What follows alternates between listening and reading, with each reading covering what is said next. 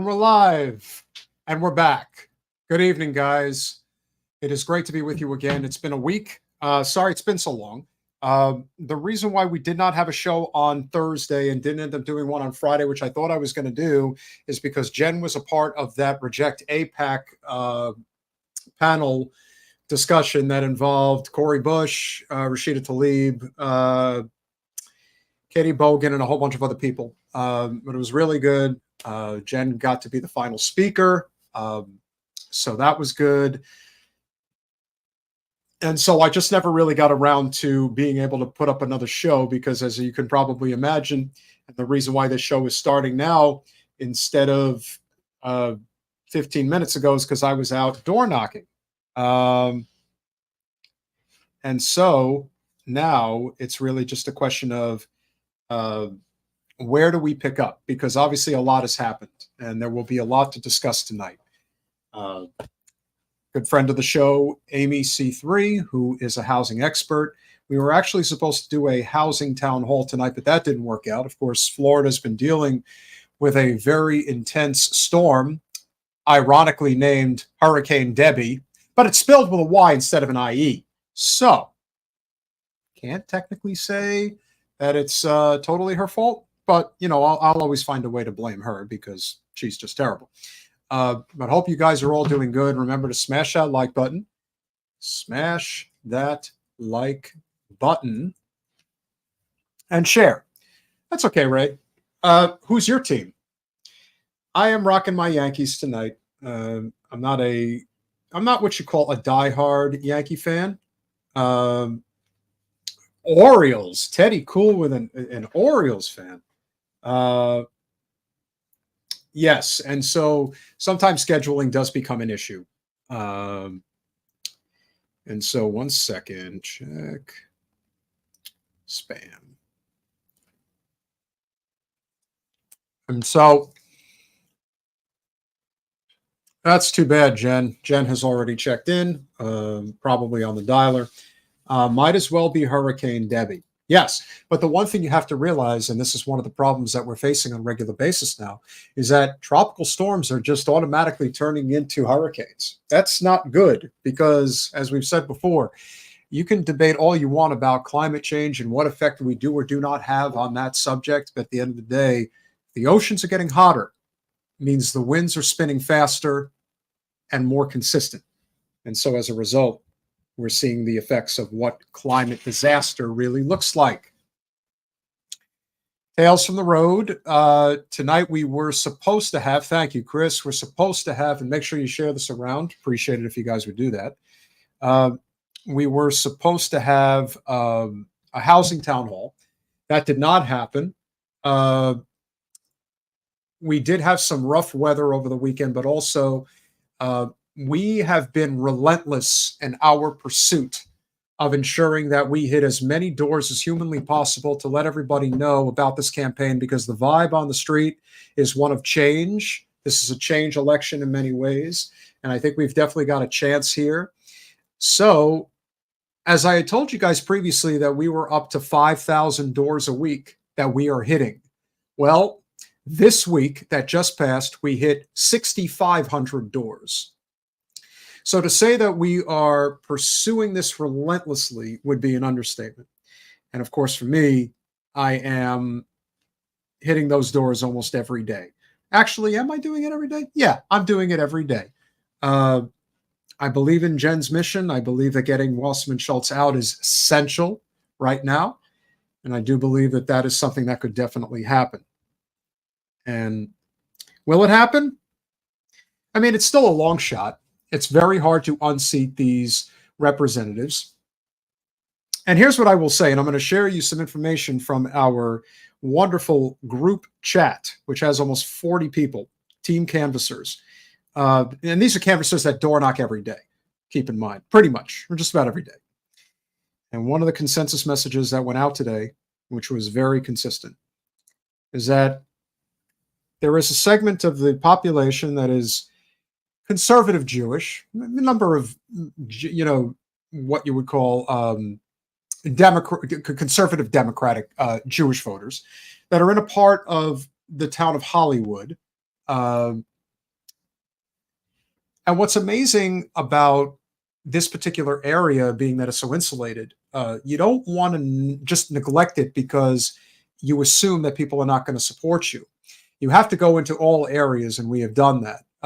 We have hit, I think, in excess of almost 35,000 doors since the beginning of June, I want to say. Uh, it's been a lot. We've hit a lot. I'm thinking we're going to get close to probably 55, 60,000 doors by the time we're finished, which means that all told, we'll connect with something in the range of about, or at least knowledge of the election. Probably somewhere in the neighborhood of about 150,000 people will know for sure that is happening. And for a congressional race, obviously, this is really good. It's no guarantee you're going to win, but it certainly improves the odds. And so that's something that we, without question, are pursuing here. But one of the things that people in the group mentioned tonight, and that is very true, which is just consistent across the board. Remember, there is a difference between a Debbie voter and a Debbie supporter. There is a distinction between the two. Now, Debbie has her voters for sure, but a lot of them have voiced the desire for the switch, which is huge because you're not going to, I mean, listen, we would love to be able to get a significant amount of people out to vote, and that would be great. But you got to convert some. And I think we've done a very good job of that. And I think a lot of people are pursuant of that effect. Yeah. And so the thing that I would mention, which I think is very important for people to understand, is that the Debbie supporter, they are very much like her in a lot of ways. They're not nice. And I think in a lot of ways, it's just reflection of the generational change that we're trying to bring right now. Most of them are women, and most of them are older. And they kind of get this sense of things are changing. And if you guys remember in The Breakfast Club, which is one of the best movies ever made, in my opinion, this movie came out in 1985. And there was a line from a song that David Bowie wrote. I forget the name of it right now, but there was a line in the movie where there's a line in the song, which was quoted at the beginning of the movie by John Hughes, which says, "And these children that you spit on, and as they try to change the worlds around them, are immune to your consultations. They're well aware of what they're going through." Well, ironically enough, a lot of those people back in 1985 who were embracing that sentiment of we are the children being spit on, well, guess what? They're now the adults or the senior citizens of today that are looking at the change and thinking, I don't want this shit. I want things exactly the way they are. And change is simply inevitable. Are we going to win? I don't know. But right now, I kind of feel like it could happen. And considering everything that's going on in this moment, it'd be really nice if it does. Obviously, I'd like to see Cori Bush keep her seat tomorrow. $15 million by AIPAC has been spent to try to get her out. We'll see what happens. But I maintain faith, and that's why we're here. But we're going to talk about what is the key issue in this district, because the key issue is not Israel-Palestine. In fact, the Jewish population of this particular congressional district is less than 10%. So it's not that substantial compared to other places. They can be loud and vocal, and yes, there are certainly a healthy dose of Zionists that live around here, but they're not pursuant of the overall makeup, if you will. What is an issue, a substantial issue, is housing. And as you guys know, my favorite lady on the West Coast has been dealing with this issue for quite some time. She actually comes from Appalachia, where you want to talk about, having a very difficult time affording anything. But you go to the West Coast, especially in Los Angeles, and you consider all the problems that they're having there. Well, we're having a very similar problem here in South Florida that is just getting swept under the rug.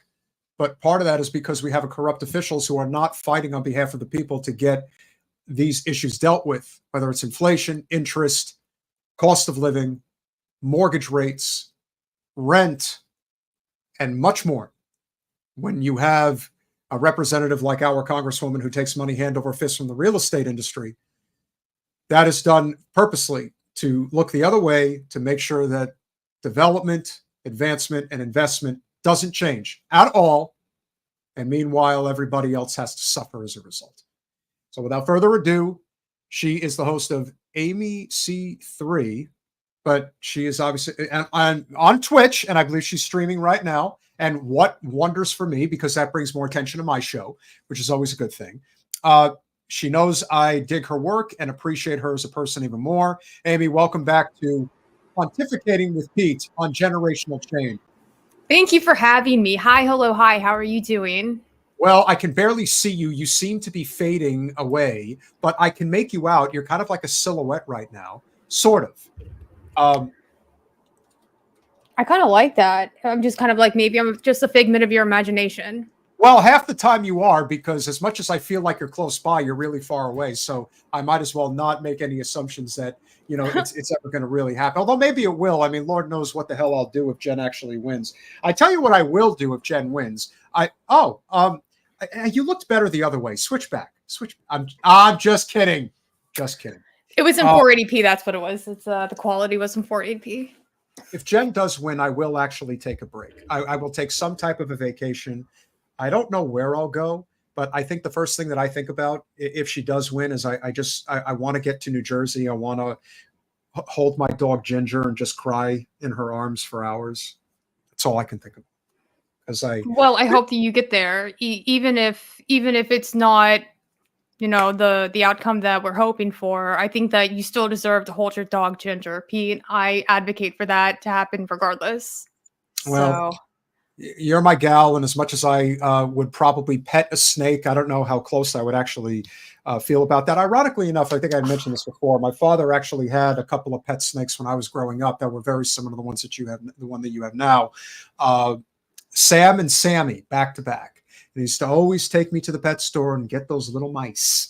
I always feel bad about that. But you know what? Nature is what it is. And, you know, they're going to eat what they're going to eat. We as humans tend to have a very strong opinion about that type of thing. But without diving too much into all of that stuff, obviously the big issue here, which has been the big issue in this country for a very long time, is housing. Before we get into what's going on here in South Florida, what is the overall consensus right now? Because it does seem from where I stand that housing is a problem everywhere, even if it is a huge problem down here. Absolutely. There's a growing number of people who are experiencing cost burden for the first time ever. The average renter is actually cost burdened. And cost burden means that a renter or even a homeowner is paying more than 30% of their gross monthly earnings on housing-related expenditures. That includes rent and utilities for tenants. That includes the mortgage, property taxes, insurance for owners.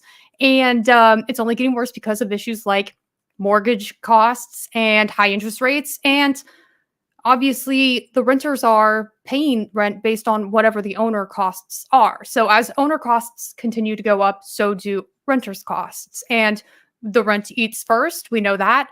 And everyone needs a roof over their heads. So a lot of people are doing without now. There's a growing number of people who are experiencing homelessness in every state, in every major city. One of the fastest growing groups of people who are experiencing homelessness is people age 55 and older. There's been a 13% increase in homeless families here in Los Angeles. It is an epidemic. And the issue is that the cost of housing is too high relative to what people are making. Yes, really? It's really just that. Can you believe it? It's not even an issue of supply so much. We hear about housing being a supply side issue, but we have an abundance of housing. We have around 14 million vacancies in areas that might not be the most convenient or where there's a higher rate of demands, because typically people move to where they get jobs.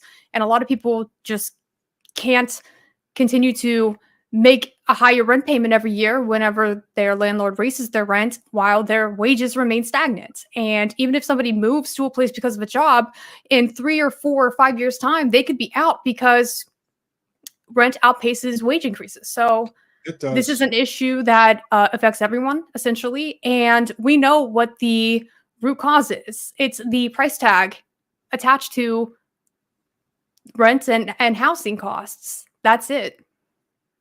Well, it's certainly out of control, to say the least, with everything that I'm seeing around the country.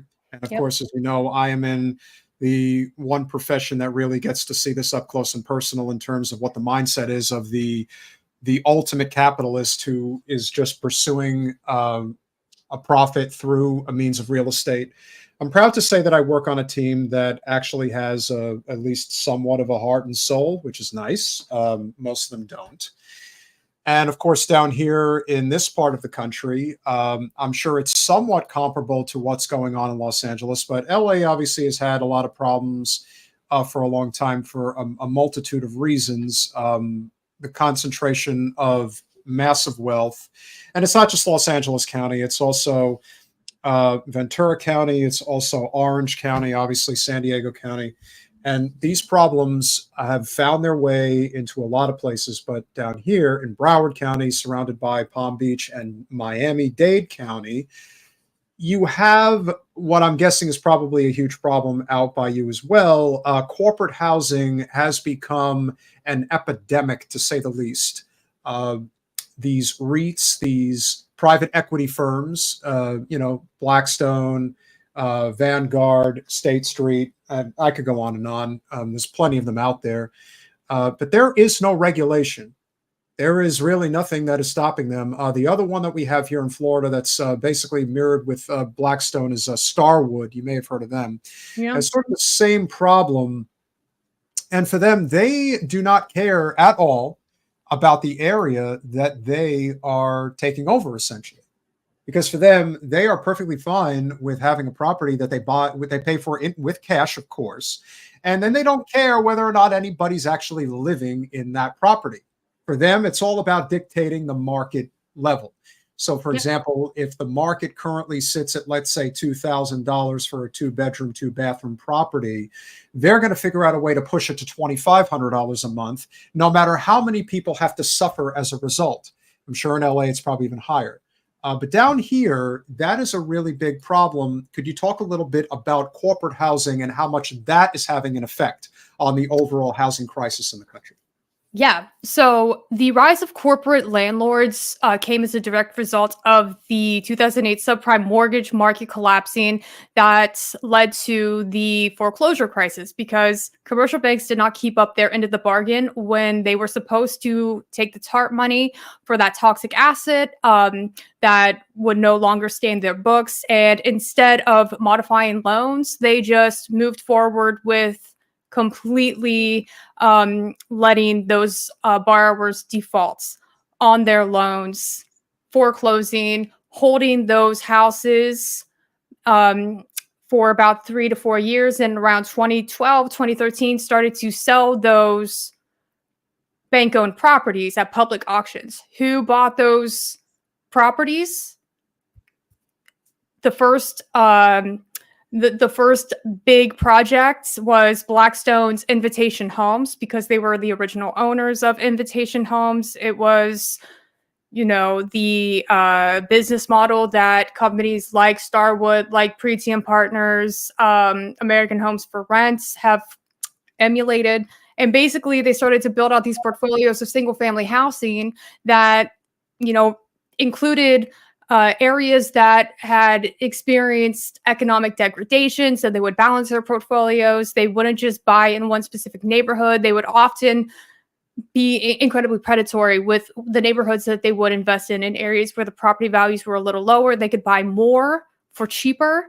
And from there, this entire securitization market really formed. And that's what we have today is this competing market where private equity firms are competing with one another or working together in some cases in markets to corner various markets while controlling the housing stock on the owner's side. Because what's the best way to keep perpetual renters? Because that's the end goal, right? They need to always have a steady pool of renters to keep their units at 90% occupancy rate. They intentionally buy owner occupied units in the same markets that they've kind of cornered, and they pay above, like in the in the time that the interest rates dropped to record lows during COVID, we heard about the buying sprees that those corporate landlords were going on. They were buying above asking price, 6 figures in some cases with cash, just completely taking homes off the market the second that they were put on. And that's controlling the supply side on the owner's market while continuing to really take full control over the rentals market. So they're playing from either side of the market. They're controlling the market using their dominance, using the capital that they have from those big, like Blackstone has so much support from BlackRock, right? BlackRock is the $1 trillion asset management firm that has more assets under management. The value of their assets under management is more than France's entire GDP. So we're talking the amount of the amount of money that goes into the purchasing of these homes. It's nothing to them. No. Or so we thought, because the market crashing probably isn't the best sign. But the point is that regular people who are just maybe trying to own a home because they don't want to rent for the rest of their lives, you can't compete with BlackRock. You can't compete with Blackstone. There's no way. So you're stuck renting to those same corporate entities, and they are looking to raise your rent as much as possible. They don't care that you are putting 50% of your earnings into rent. They know it eats first. And the more money that they can make from extracting as much wealth from you, the better. They don't lose any sleep at night. This is their goal. There's no stopping them. It's projected to be by 2030, 40%. What's that? 60%. 60%. 60% of the single-family homes in this country will be owned by private equity firms if we stay on the pace that we're on right now. Yeah, kiss the American dream goodbye. Kiss the country goodbye. And this is one of the areas I've always said there is an intersectionality between the progressives and the libertarians. And the one thing that the libertarians were 1,000% correct about was that when the banks failed, they should have failed. Like, failed. You fucked up, goodbye. That's your problem, not our problem. And unfortunately, they became too big to fail. And so instead, the Fed gives them all the money. And what do you think they did? They went out and bought up 30, 40% of the real estate in the United States over the past decade plus. And they're going to do it again. We all know it because, for example, and this is a perfect transition. So tonight, we were planning on doing a town hall about housing, but it's a little too close to the election, and we had a lot of rain over the weekend. As you guys know, Hurricane Debbie came through Florida. Debbie, what a perfect name for the moment. And so we did have the wonderful Amy put together this slideshow. I have to give credit where credit is due because your work is fantastic, and this is very important to discuss.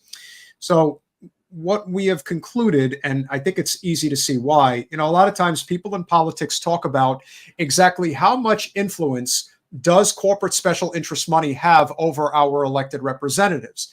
Now, of course, you're in Los Angeles, and Jimmy Gomez comes to mind, Adam Schiff comes to mind, Maxine Waters comes to mind. These representatives are extremely well funded by corporate special interests, and the reason they get the money from big real estate is so that they turn the other way when overdevelopment is what is the order of the day, and you do not see federal legislation being worked on that can relieve people of these insane housing costs. Excuse me, Pete, if I may interrupt you real quick. Ro Khanna put forward legislation to tax the private equity firms if they buy too many single-family homes over the next 10 years. So not for nothing. I mean, he did say, hey, let's try to impose slight regulations over the single-family market. And how many co-sponsors does that bill have? I'm just curious. I wouldn't even know, because I think it's such laughable legislation to begin with. I mean, the other piece of legislation was a little bit more robust and would have been a little bit more effective. It was to stop corporate landlords from existing altogether in 10 years. So, but of course that went nowhere. It was dead in the water the second it was introduced. Well, I can tell you that the list that you put together, which unfortunately does not cover all of the areas of the district, but Hollywood and Pembroke Pines are the two most populous areas in the congressional district, and certainly two of the primary areas that we are focused on when it comes to being able to win this congressional primary, of which I do think Jen has a puncher's chance of pulling off in a couple of weeks. Dania Beach is also another one. There is a part of Fort Lauderdale that is in the district. Hallandale is a smaller community, but it is there. We also have Davie, Cooper City, Weston, or Westonzuela, as it is, as its moniker is known, which is why you see all the politicians. Well, they do that because that's where you get the politicians like Debbie, who hosted that town hall, or not town hall, that meeting, the press conference, talking about how the election in Venezuela was not legitimate, but I digress. And then, of course, you have Plantation, which is the town that I live in, and Jen also lives in as well. And then there's Miramar. And so that makes up the district. And for those of you who are aware of the boundary lines, this is what it looks like, what is all covered.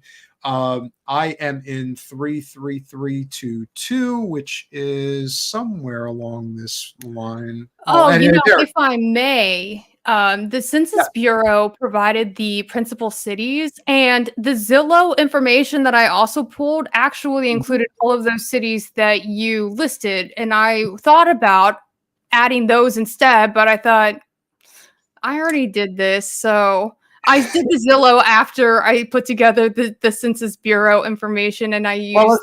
Well, it turns out, interestingly enough, Dania Beach is actually the oldest town in Florida. It was established in 1909, I want to say. So it's very unique. In terms of official, if you will, because Florida was owned by the Spanish for many, many years. Of course, we had to bring democracy to Florida, as you know. Which is, kind of what we've done throughout our history. But Fort Lauderdale, as you see, it's the greater Fort Lauderdale area. And so Plantation is under that, Weston is under that, Davie is under that, Cooper City is under that, and Southwest Ranches is under that. And so that's why it looks that way. It's not that Fort Lauderdale covers everything. It just happens to be a big part of that older, Dania's oldest in Broward, correct. Oldest town in Broward. And like I said, was established over almost 115 years ago, I think it was. So yeah, very, very old. Still has some of its old charm, but even Dania's dealing with a lot of the gentrification issue. Dania Point and St. Augustine, correct. Jen is right. St. Augustine is the oldest town in the country, which was established in 1565.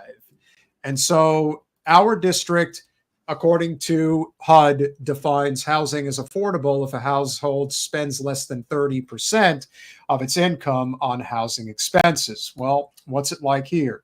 Median rent costs are $2,420, and I believe, is that for a one-bedroom or two? Do you happen to know that information? HUD did not, or not HUD, but the Census Bureau did not specify, but I think more in-depth information from like a rent.com has that broken down, but I don't know if they go down all the way to the zip code, which is essentially what I did. I pulled an aggregate number from the zip codes that are in the district, and I did the same with the owner costs, and that's where I got these figures, and they do not break it down into 1 or 2 bedroom apartments. It's just on average. You would think that the cap, which I agree, should be 25%, but of course that is nothing compared to what people are obviously spending. So the cost,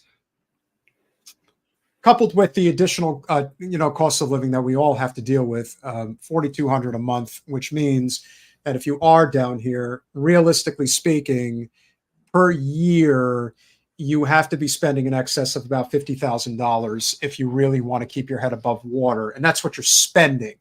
So to say that it is expensive to live here for the average person, and it is for a one bedroom, that is a lot, significant amount.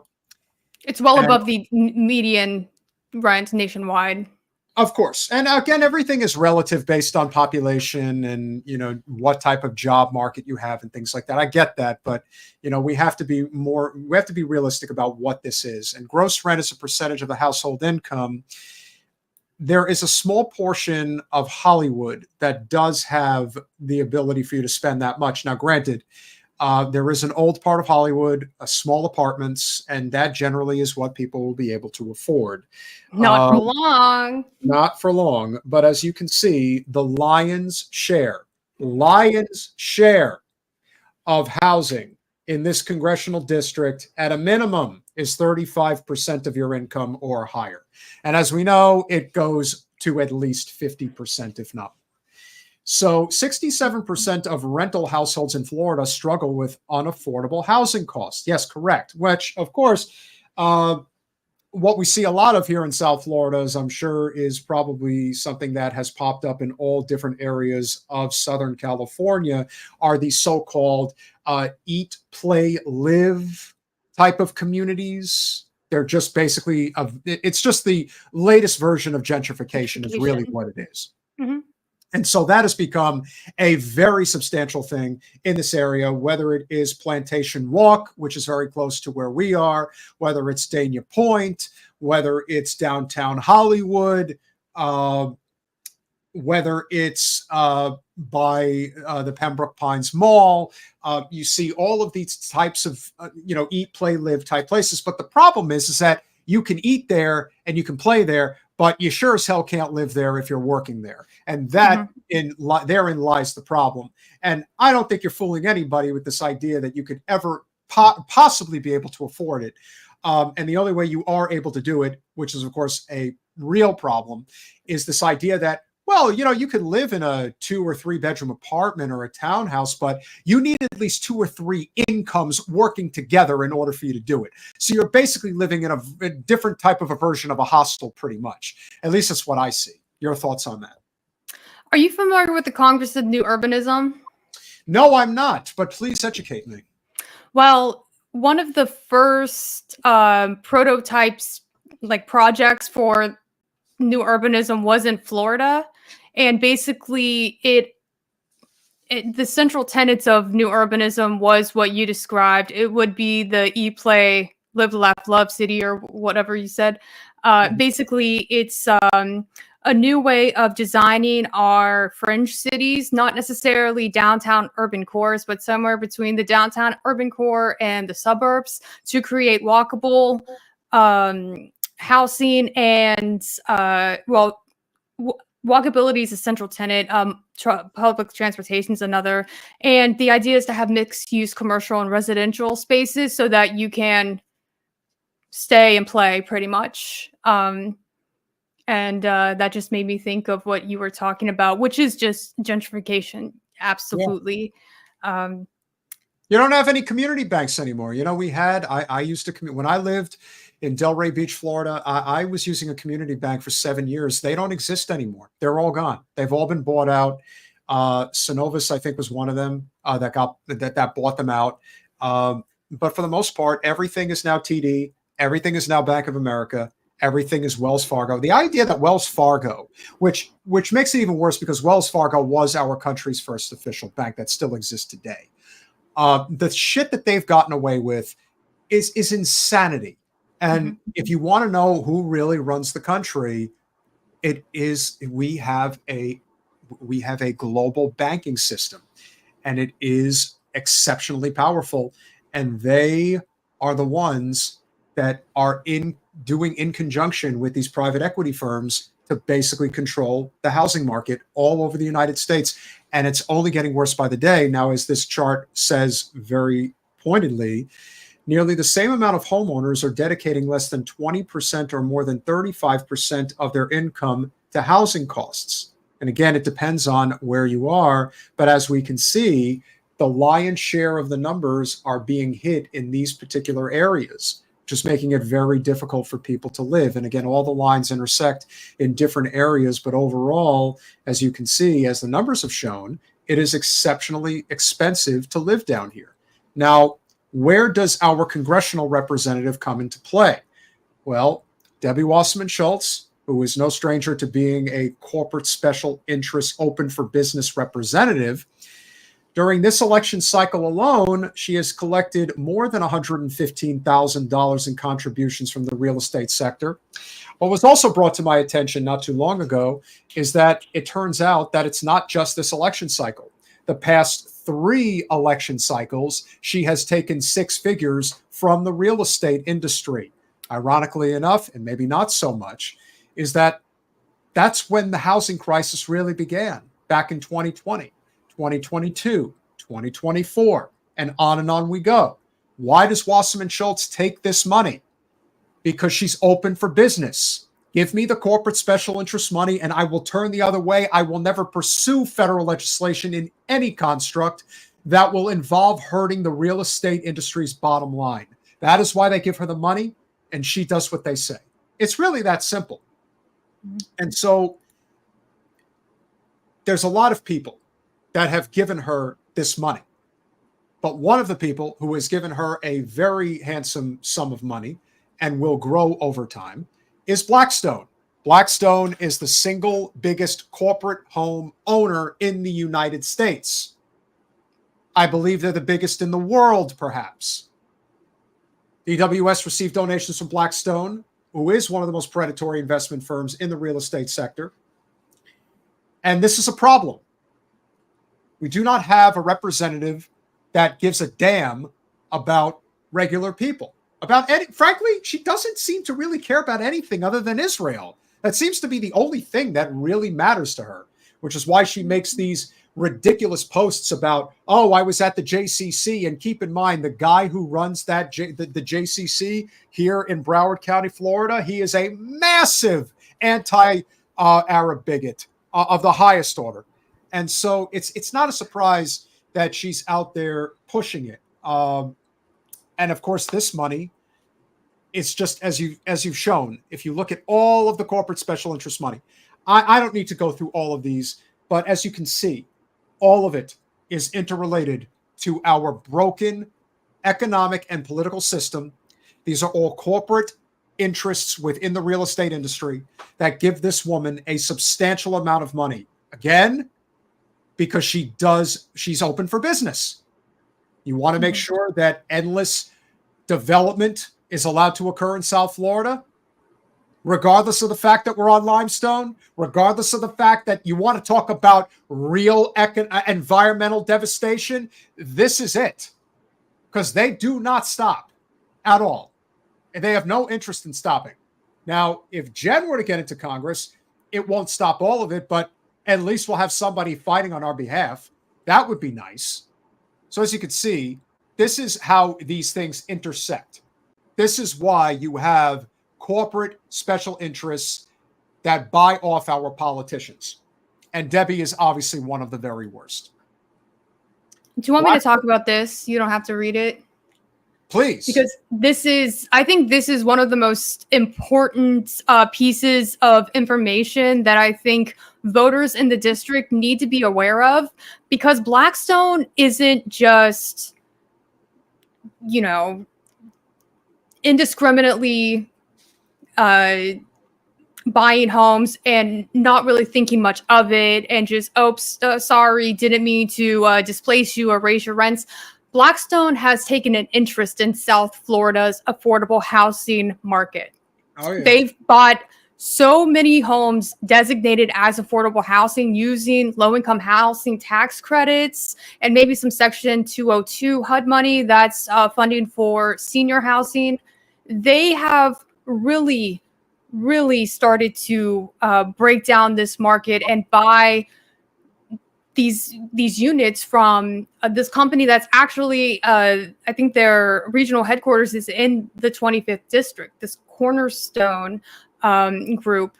They have given Blackstone 42 apartment complexes starting in 2022. And Blackstone is obviously taking advantage of the lower value to wholesale purchase these affordable housing apartment complexes, not units, apartment complexes. And whether or not they stay affordable after they're no longer under that 30-year contract that comes with the low-income housing tax credits, yet to be seen. But I have a sneaking suspicion that these affordable housing units will not be affordable for long. I'm just going to be 100%. This is a trend that I have been noticing. I've been following the contracts that have expired with the low-income housing tax credits, and it's not looking good for a lot of people. A change in ownership means that the new owner, who has absolutely no interest in trying to protect or preserve these units, they don't care about who will be displaced. They are just giving the notice and letting them know that they will be converted into fair market rentals, and whether or not you can pay the price, cool. If not, you got to go. And this will be awful for renters in this area who depend on affordable housing, depend on subsidized housing.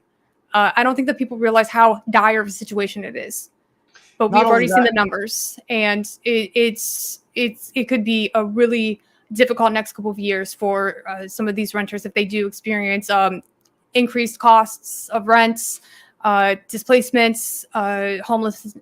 Excuse me. It could be devastating for them. I agree 1,000%. Coconut Creek is a fairly working class area, and North Lauderdale is a very low income area. So it's not surprising that this is what's happening.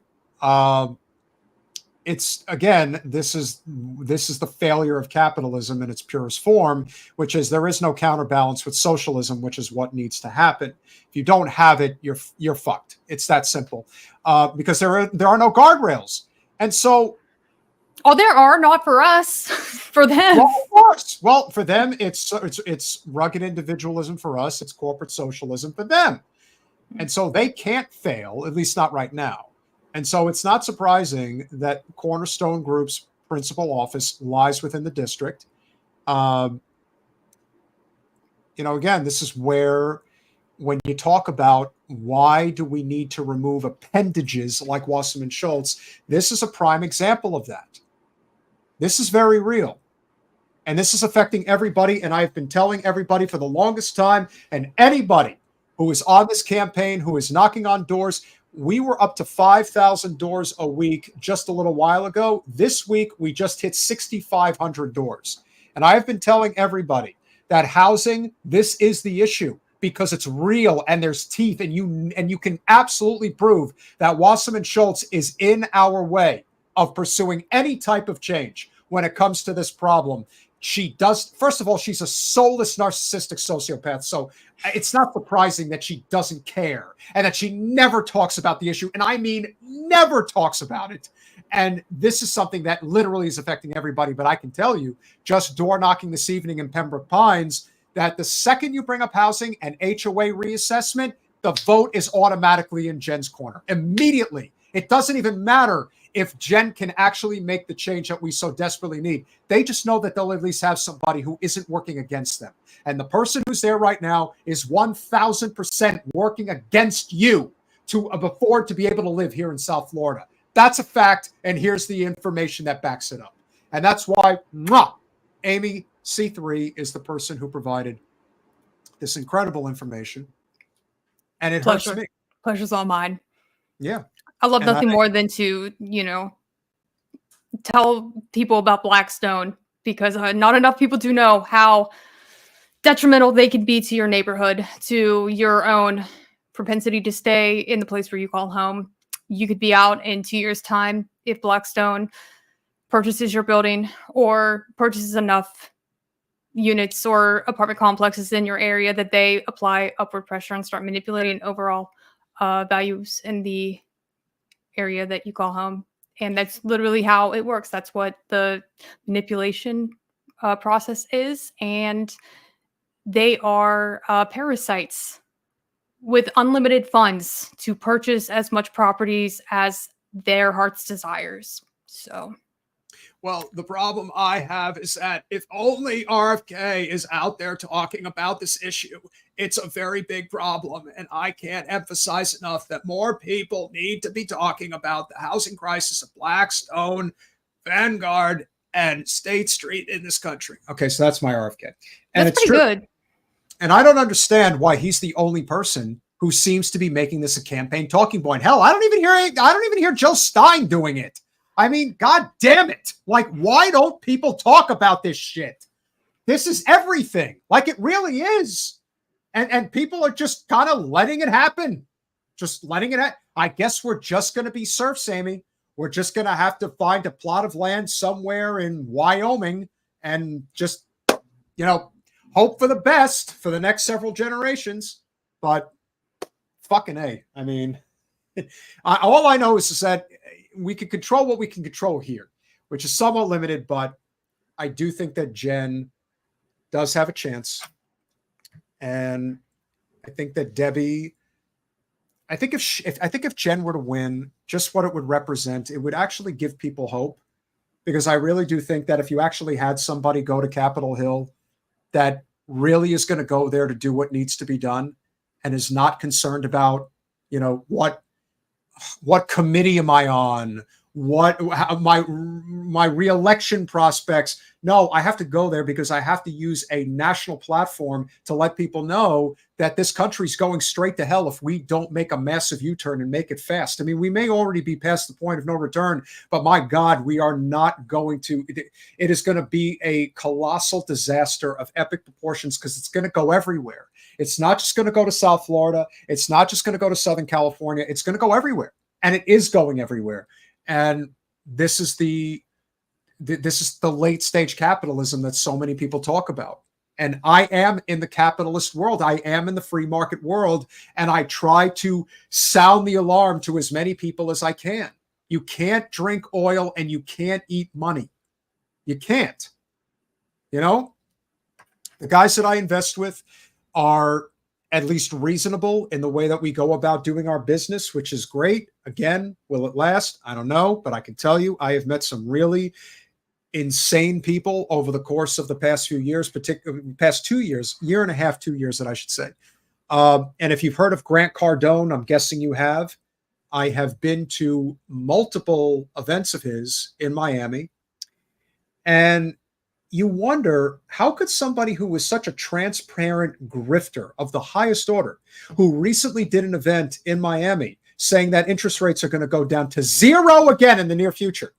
And all I'm thinking to myself is, how could people be this stupid to pay money to listen to this guy? The truth is that they all there's so many people out there, more men than women, to be fair, but a lot of them, they just want to be like him. They just want to be rich. And for many people, they don't care how they get it. They really don't.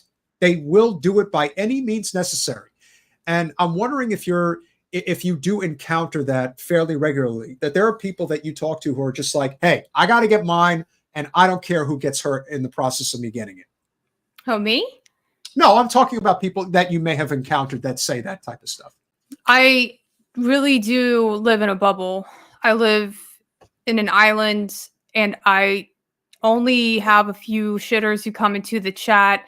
I work at a nonprofit, and I talk to my regulars here the most during streams. So I do know that there are people out there who will take advantage of any trying times and capitalize on everyone's insecurities when they're looking for answers, and they don't realize that the Grant Cardones or what was that other, like anybody who's heading a pyramid scheme or an MLM, they know what they're doing. And I think it's sick to prey upon someone's weakness, especially when it's tied directly to a recessionary period.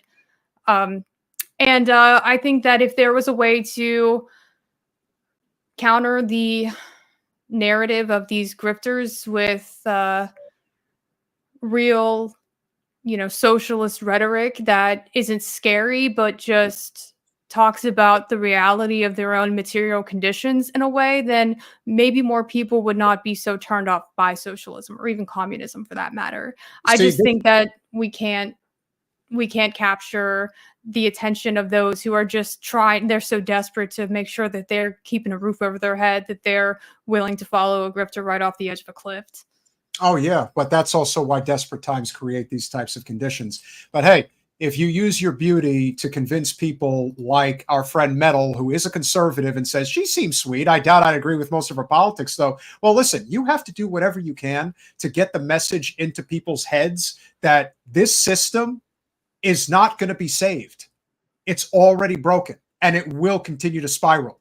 It's just a question of when you accept the fact that there has to be wholesale change in the United States, because it's going to happen. And it's either going to happen peacefully or it's going to happen violently, because people are going to get desperate, especially when it comes to issues like water. You think Flint, Michigan, and East St. Louis and East Palestine and Kalamazoo? How about Watts? How about Compton? You think these are the only places? They're everywhere. People are never going to be able to get past this. And as Jen says, this is a class war, nothing more. If you are being distracted by the Olympics and whether or not a boxer is a man or a woman, for God fucking sake, get a clue. Like, there are so many more important things to freaking worry about right now. Now, granted, it is somewhat of an echo chamber, and it is that political arena that we tend to live in. Now, if you want to hang around for a little while longer, we're going to pull a couple of clips that I think are very important.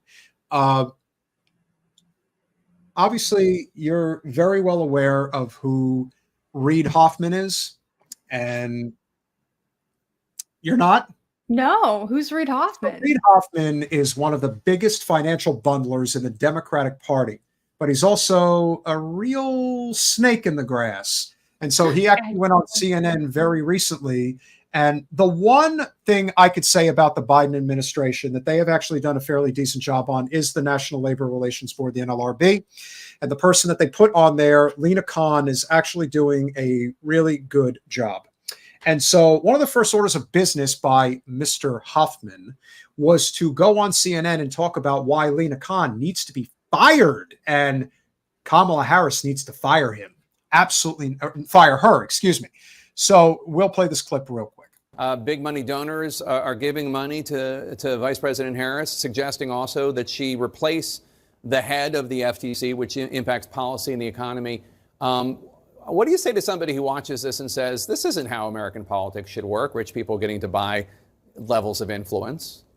You know, first and foremost, the fact that Jake Tapper even made that comment is something that you think you would rarely see on CNN. It makes you wonder why he decided to say that. And keep in mind, Reid Hoffman he only donates to the Democratic Party.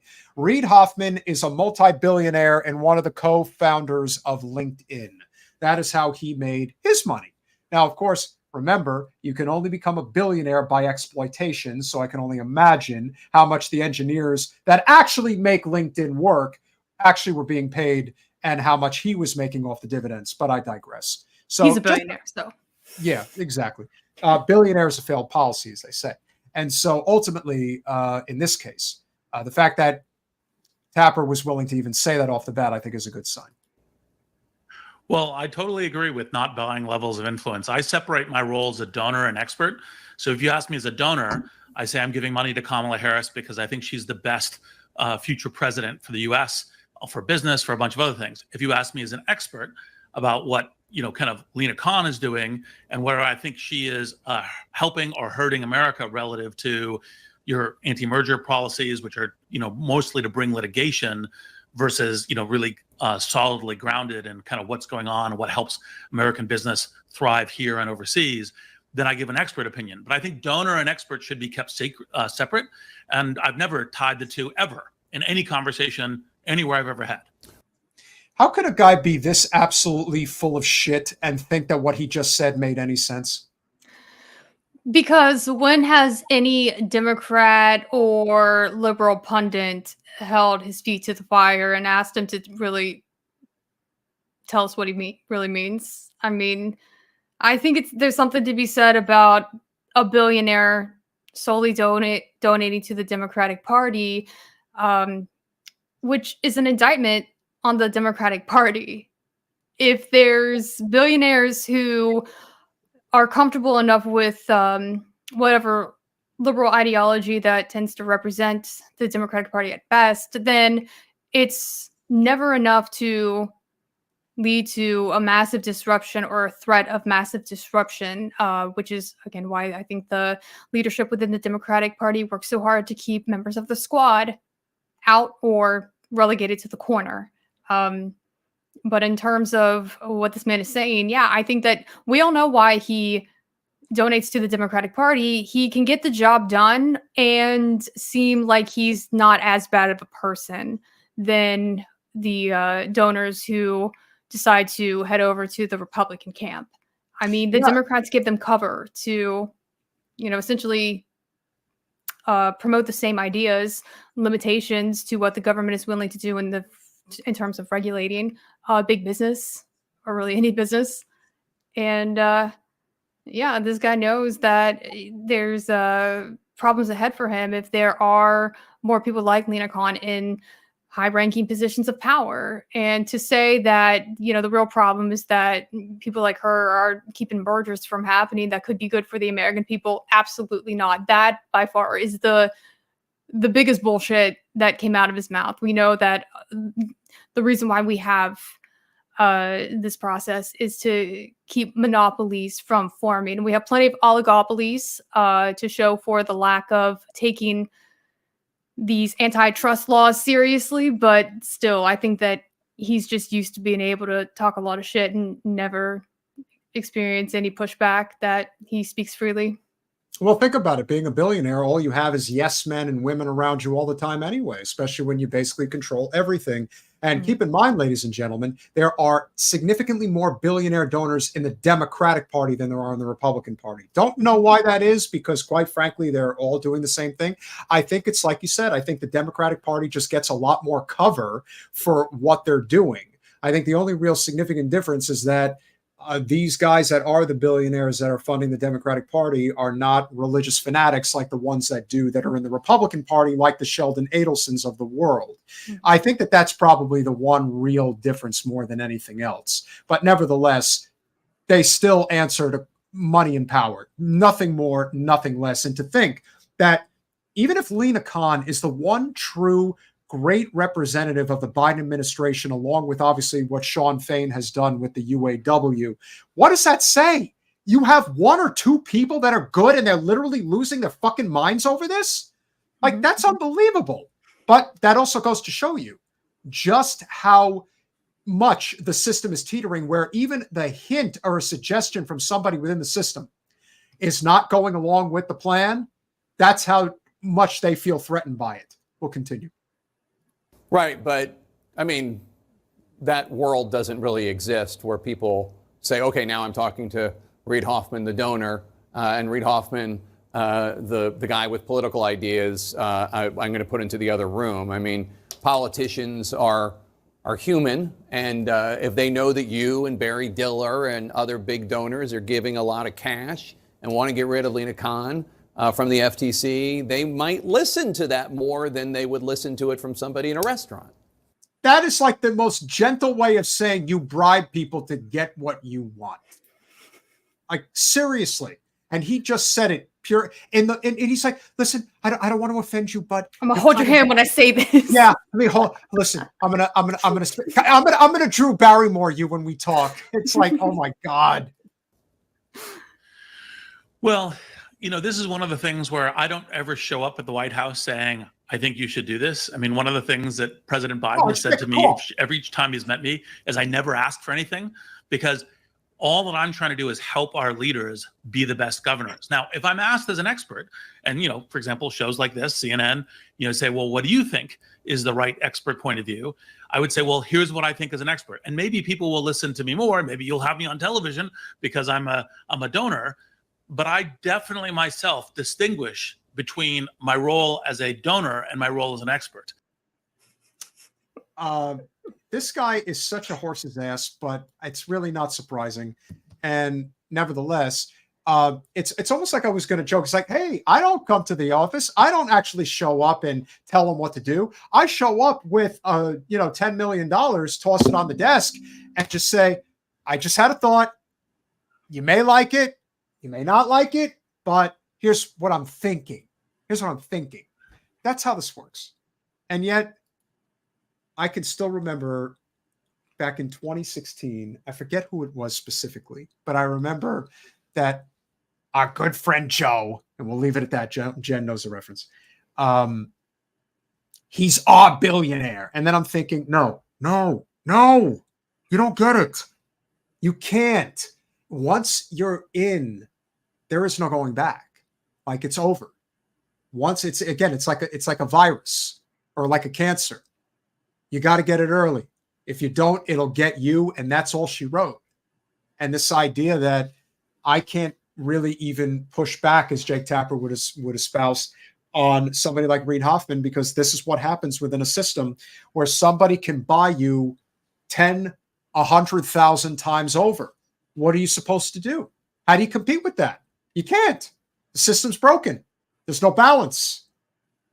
And Jules is right. Greed is an addiction. Once you get a taste of it, and if you have a narcissistic personality disorder, as guys like Reid Hoffman have, there is no limit. It's like, I'm the one in control. I'm the boss. People think that Trump is the person you need to worry about. You need to worry about people like Reid Hoffman, and he's not even that big.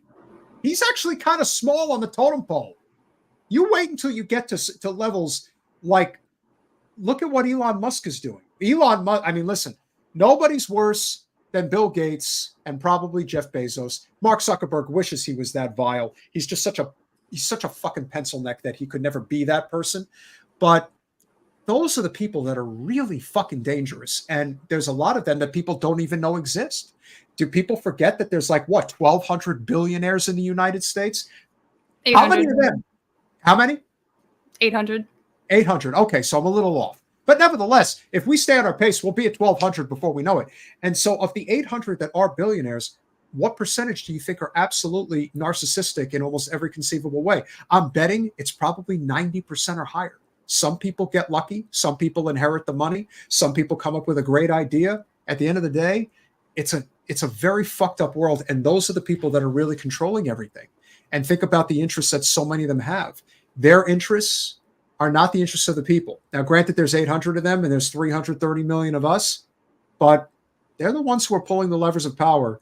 And so I'm wondering from your perspective, how are we ever going to claw our way away from them? Yes, people are definitely having the resentment towards the wealthy class in this country now. Pitchfork level yet? Probably not, but doesn't mean we're not that far away, because these guys are just sitting around there thinking that they're just going to be able to do this forever. And the audacity of Hoffman to go on CNN and complain about somebody who's trying to prevent mergers and acquisitions on an exponentially high level, it just goes to show you that their ego really knows no bounds. Yep. I think that we're seeing a willingness to fight for not just one's own needs and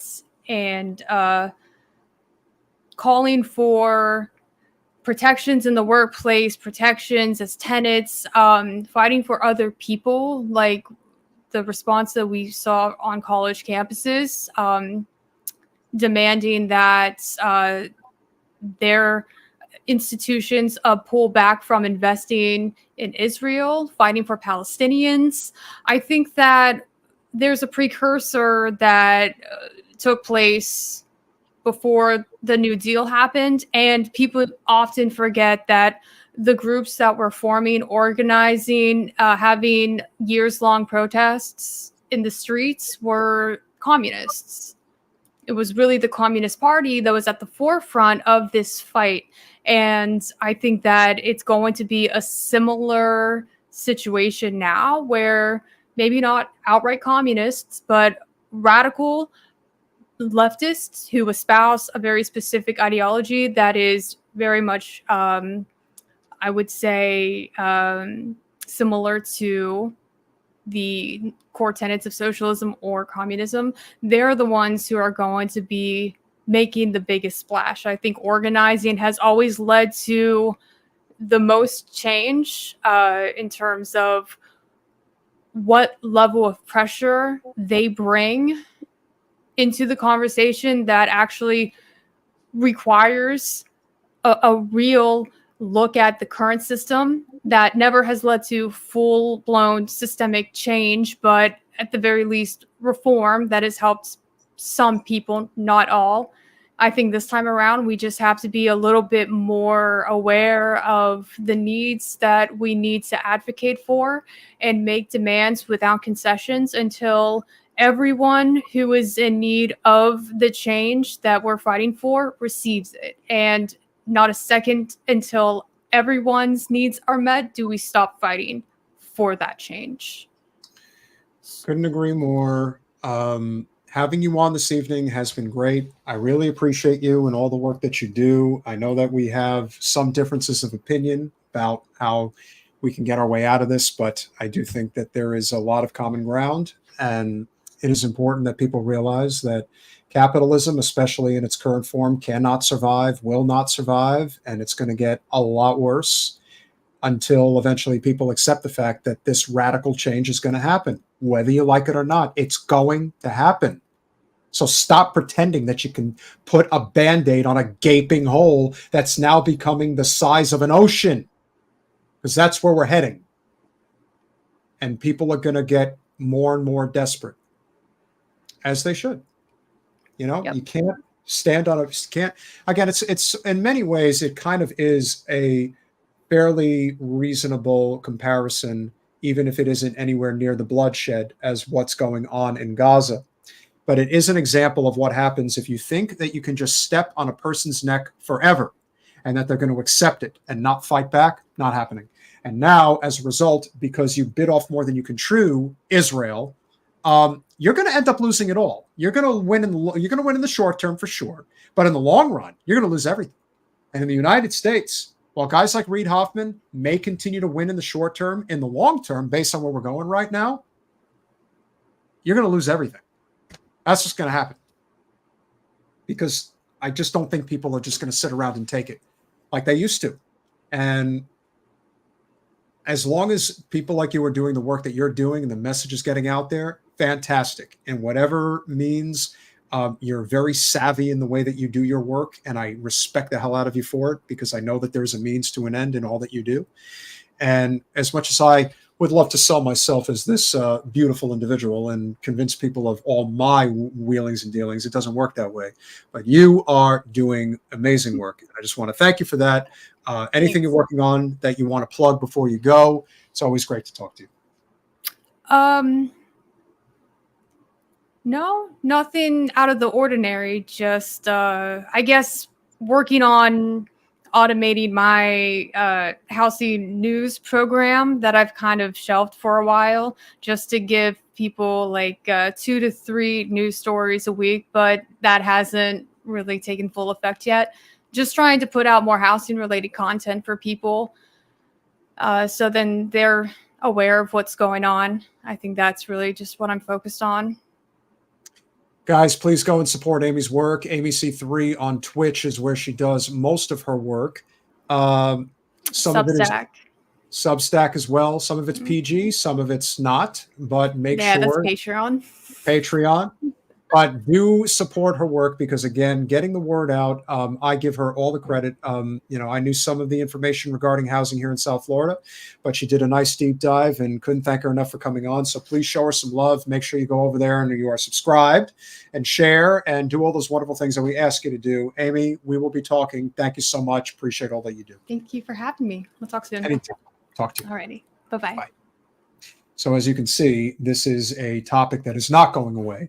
And we're going to be relentless about it. Obviously, if Jen gets to Capitol Hill, we'll have a hell of a lot more to talk about when it comes to housing, because this is in many ways the economic issue of our time. Because if you can't afford to live, then what the hell can you do? The level of desperation will know no bounds. So, Colin, hop on real quick, because I see a shitload of videos, and I don't even know how many I really want to get to at this point, especially it's almost 10:30. So just kind of fill me in between what is Trump, what is Harris. Obviously, I see one for Tim Walz. Tell me what's the good word, sir? Yeah, so those first 3 in a row, they're all pretty short, just sort of highlights on a recent clip that was circulating for Shapiro of a response on some of his stuff for two-state solution. The next one was Walz on his thoughts on the Republican Party, and then a very short, like 10-second clip I saw circulating of Kamala Harris that I'm sure definitely won't be used in ads and stuff. Well, for those of you who have been, and thank you, and for those of you who obviously have been paying attention, if it hasn't been announced just yet, and it probably won't be until tomorrow morning, either Governor Tim Walz of Minnesota or Governor Josh Shapiro of Pennsylvania is going to be the vice presidential nominee for current Vice President Kamala Harris. And clearly, I mean, we know that the system is broken, but if there's going to be any lip service that will continue to be played, that needs to be played, particularly to the labor movement, which is essential, obviously the pick should be Tim Walz of Minnesota. And I say that based on the fact that his record as governor in Minnesota has actually been very good. In fact, I would go so far as to say that if you're looking for the best state-run Democratic Party in the United States, I would pick Minnesota. I actually think they're that good. And that's not a surprise because, let's face it, the best Democrats, if there are any in the United States, are in the upper Midwest. So this shouldn't come as any surprise in terms of what direction I'm going in. Of course, the Senator from Vermont has made it very clear that the person he would like to see as the vice president would, of course, be Governor Walz. So we'll see. But here's Josh Shapiro and what he has to say, who is the consensus corporate pick of the Democratic Party for VP. Philadelphia Inquirer is writing about a 1993 college article you wrote where you expressed skepticism about a two-state solution. I understand you do support a two-state solution now. Can you kind of just talk about that evolution? Something I wrote when I was 20? Is that what you're talking about? I was 20. Look, I have said for years, long before October 7th, that I favor a two-state solution. Israelis and Palestinians living peacefully side by side, being able to determine.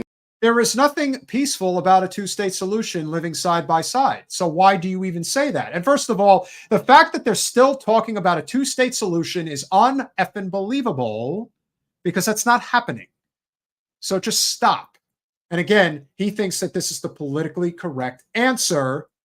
But trust me when I tell you that the commentary that Governor Shapiro has made, particularly about people who are in favor of free Palestine, has been nothing short of deplorable. Yeah, I use that word, deplorable. Their own futures and their own destinies, being able to work as they want and worship as they want and understand the power of living peacefully side by side and how that will live. Again, this whole idea of living peacefully side by side, not going to happen. Now, Ray, I actually think Andy Beshear is the other really sharp governor based on what I've seen. There's a couple of reasons why Beshear is not going to be picked. One of them, of course, is he's in Kentucky, and Kentucky is not going blue. So there's that. The other issue is that he would outshine Kamala, and they can't have that. That's part of the problem. Shapiro knows his place because Shapiro wants more power, whether that will eventually be him going to the U.S. Senate or running for president himself. But somebody like Andy Beshear, he's got way too much charisma and way too much appeal, and that would take away from Kamala, and they can't have that. So that would not be good. So that's my opinion. But he would be my second pick without question after Walz. And here's what Governor Tim Walz had to say when he was recently on MSNBC. These are weird people on the other side. They want to take books away. They want to be in your exam room. That's what it comes down to. And don't, get sugarcoating this. These are weird ideas. Listen to them speak. Listen to how they talk about things. Listen to how your previous guests were right. Like you said, they've told them that they shouldn't talk about race. They can't help it. It is built into their DNA because there is no plan. There's no healthcare plan. There's no healthcare plan. There's nothing to do on this. They want to take away our alliances and leave Russia to do whatever they want. Look, they are bad on foreign policy. They are bad on the. So here's the thing. You had me going there for a minute, Mr. Walz, but you just had to bring Russia into the conversation. You see, we can't win. No matter what, we can't win. Because there's always going to be somebody who's going to say something that is going to go right along with the military-industrial complex, the corporate state. You'll get one thing over here and another thing over there. And the Democratic Party has made it abundantly clear that endless war is here to stay. And as long as they're in power, they will pursue it. And that's it. And I disagree with him, Andrew. 100%. We're not going to agree on this. It's that simple. The people of Ukraine will suffer as long as NATO, which is really us on one side, is pursuing endless war, and Russia is in a similar position on the other side. That's simple. So going on here and basically doing the old rabble rousing about, Putin and Russia.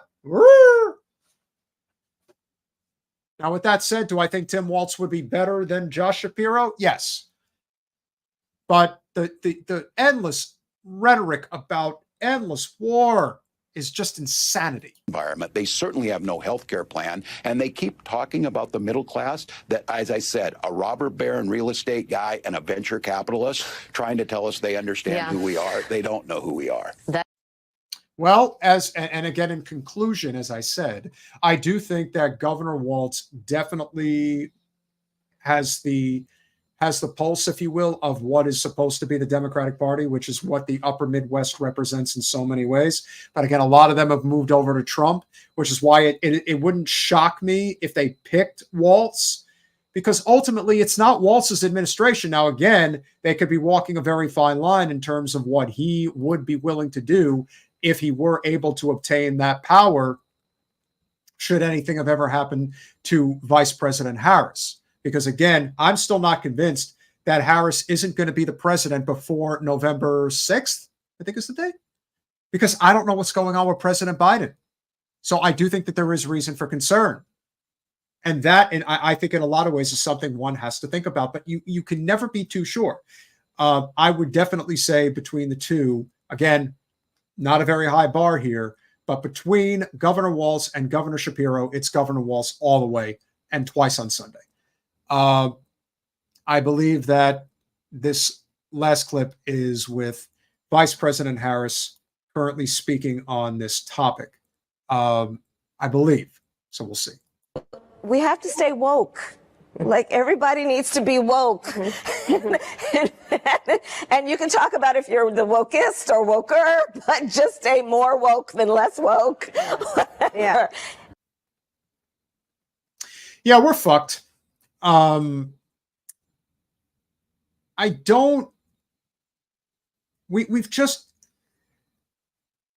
have become so disconnected from what people really need. This is like, I mean, thanks, Colin. I didn't know this is what I was walking into, but it is kind of,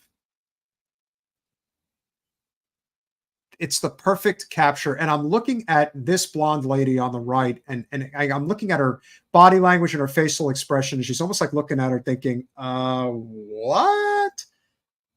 Again, this idea about woke that everyone talks about, this doesn't help. This just riles people up. It doesn't move the needle in your direction, I think is the best way that I could describe this. That it doesn't do. So if the goal here is to try and win over more voters, things like that are not going to help. However, I do think that Governor Walz could actually move votes in Kamala's direction. I do not believe that Shapiro would actually. I think he would hurt. And of course, you have people out there playing the anti-Semitic card. Again, it's so old. All of it is just so old and tiresome at this point. And you know what, Andrew? You may be right. That may be what they're banking on, because ultimately he is the governor of what may be the most consequential swing state. Minnesota is not a swing state like Pennsylvania is. It just isn't. If Trump wins Pennsylvania, he absolutely will be the president. It's not even a question. And so I do think that they're looking at it from that perspective. We will take the hit, if you will, from a lot of people that don't want Shapiro on the ticket. But the consensus is we have to win Pennsylvania. We cannot afford to lose that state. And the best bet in order to ensure that that happens is we put Shapiro on the ticket. And of course, Shapiro is very politically ambitious. So it wouldn't surprise me in the least if he is really pursuing that position hard. We'll see.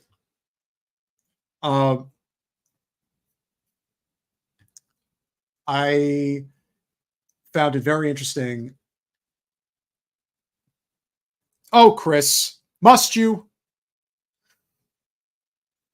Yeah, I mean, look, in a way, I kind of, you kind of would like them to put Buttigieg on the ticket, because then it would just prove beyond any doubt that if you think that the people have any say in any of this, they don't. Not in the Democratic Party. In the Republican Party, they do. But in the Democratic Party, you don't. You get what you get what's on the menu. And that's it. That's how it works. Could it change? Maybe. But I also think that there is a huge problem that people on the left have in terms of strategy. They don't really know how to execute that strategy. That is something that doesn't do us any favors. And so will it become something that could potentially change? I'm not sure. I hope it could. It'd be nice. But one thing that I was very inspired by, and we are going to close on this note, which I think you'll all enjoy. So one of the big influencers for Free Palestine is Guy Christensen, and he was nice enough to make this video clip that he put on all of his social media channels of Jen, and it got a lot of traction. Chance for you to help us beat AIPAC. This woman is Debbie Wasserman Schultz. She's a representative from Florida who's taken almost $1 million in AIPAC money, almost $400,000 from AIPAC this year alone. Simply put, she is a Zionist kept in power by the pro-Israel lobby because she's loyal to their interests. Debbie Schultz has been in support of every single pro-Israel bill that has come across her desk. She's against criminal justice reform, she is against affordable health care, and she is for the continuation of the genocide of the Palestinians. Couldn't have said it any better, and again, that is what it has become. There couldn't be a more clear-cut example of somebody who just takes that corporate special interest money hand over fist. And, well, you see what's happening in the Middle East, and you see what's happening down here, especially with housing. But it gets better. This is Jen Perelman. She's a recovered Zionist. She used to be Zionist, and now she's not. She's running against Debbie Schultz to unseat her. Jen is against AIPAC and the pro-Israel lobby. She says that one of our top foreign policies should be making AIPAC register as a foreign agent. Jen backs affordable housing, healthcare for all, criminal justice reform, mental health programs, and most importantly, ending U.S. support for the genocide of the Palestinians. Before I go on, if you want to help us beat AIPAC, go to this link in my bio to chip in to Jen's campaign to stop AIPAC from controlling this seat. I've actually spoken to Jen, and she needs our support to win this election, and she actually sent me a message for me to share with you guys, and I'm going to show it to you now. Hi, Guy. Thank you so much for using your platform to promote my grassroots campaign to unseat top AIPAC recipient Debbie Wasserman Schultz down here in Florida's 25th on August 20th. As an anti-Zionist Jew, I would use that position to push that AIPAC become registered as a foreign agent. If you guys can help, please chip in at gen2024.org. Free Palestine. So that's a great message. And there was this other message that was put out that got us a lot of traction early on when Jen was trying to build a platform on this campaign. So here it is. Love what Jen stands for, especially like who she is as a person, an anti-Zionist Jew. This is a tweet she made that I really liked. She says, I was raised a Zionist Jew in North Miami. I had my bat mitzvah in Tel Aviv. I planted a tree under armored guard. Zionism is colonialism, not Judaism. The Palestinians are victims of genocide. Do not let Zionists speak for Jews. Not now, not ever again. These are powerful words that we don't hear from our politicians, but we should, because they're the truth. That's why it's so important for us to help Jen beat Debbie Schultz and win the seat from AIPAC. And he's right. Winning the seat from AIPAC would be huge. I would definitely think, certainly tomorrow, I mean, we are obviously hoping against all hope that Cori Bush will keep her seat. I actually feel more confident that Cori will, compared to Jamal Bowman. This is the heartland. This is a different part of the country. It's not the same as New York. Wesley Bell has the idea that he's got $15 million behind him is for a congressional seat is insanity. We have a chance to win, and we've raised, I think, between 300,000 and 400,000. I mean, it's just insane. It is. It's absolutely insane. But this is why our opportunity could be a big deal. One can only hope.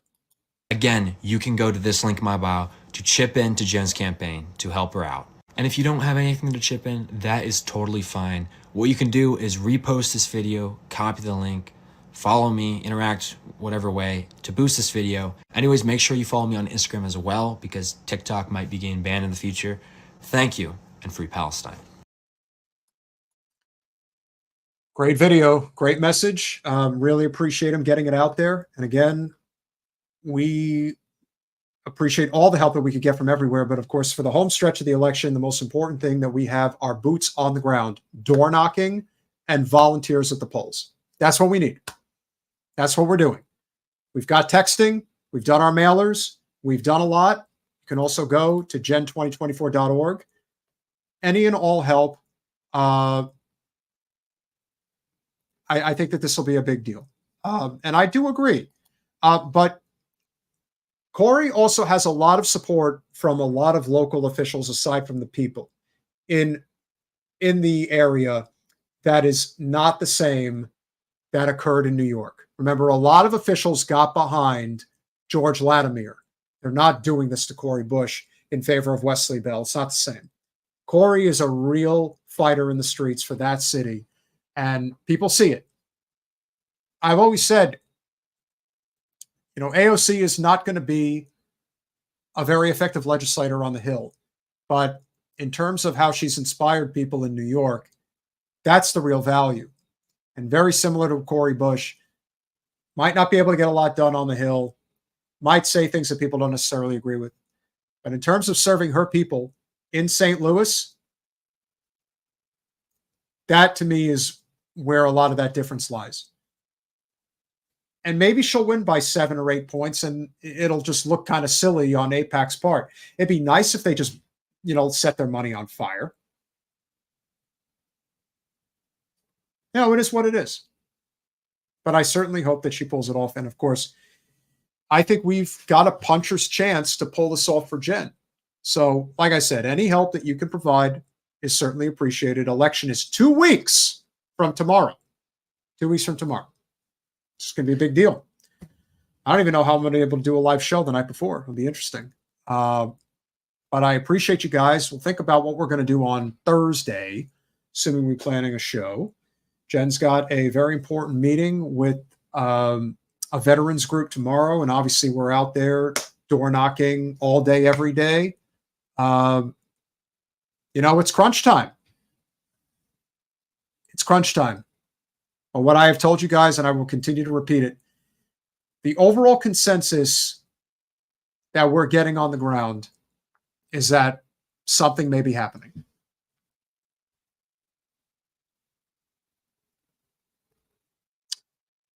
I think that we could all use this as a big boost that we can use right now. So with that said, 72 Marsh Flower 15, like my music, Metalopoly, Jules, Travers, Mario, Enrique Jawa, Jen, Chris Garrett, Kat Negrita. Who else? Ray J.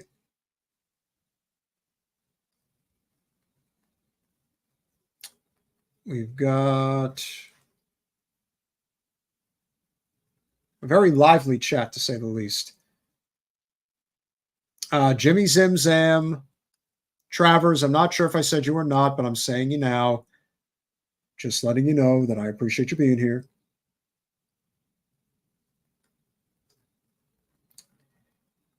Let's see.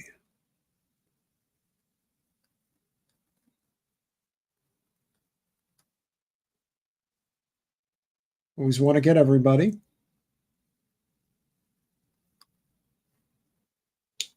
I know there's been more, but again, Philip Blair. And I definitely agree. I don't consider Reid Hoffman an expert on anything. Making money, and LinkedIn was a great idea, and I still use it. I use it for business. But Definitely not consider him an expert, especially on politics. Just buy what you want. Leroy Bobbitt. Hey, maybe the best we got right now. Atina Van. Thank you for checking in. Some name I can't pronounce in a different language, but thank you for being here. Appreciate it.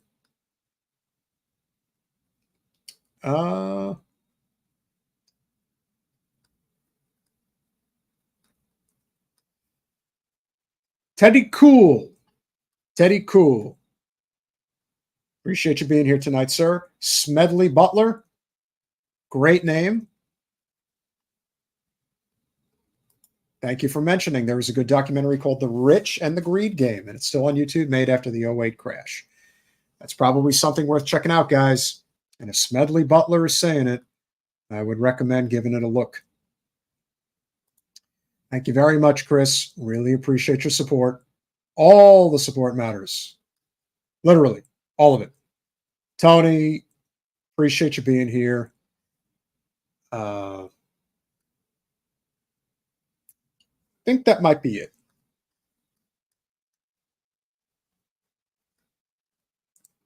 I did say Jules. Pretty sure I did. And Tony, thank you very much. You guys are fantastic. Really appreciate you all being here. Like I said, we'll see what happens. And finally, last person, Sam Stan. War is certainly a racket and then some. Thank you, Metal. Appreciate you being here. I did say Metal, didn't I? Well, I'm saying it now, and I'm giving you the last chat. So, with that said, smash the like button, share, subscribe, and please, if you haven't purchased the book Poisoned Yet by Jordan Chariton and Status Quo, I did. Make sure you get over there and do that as well. Thank you all. Appreciate you. Keep supporting Jen all the way to the finish line, and we'll see you Thursday.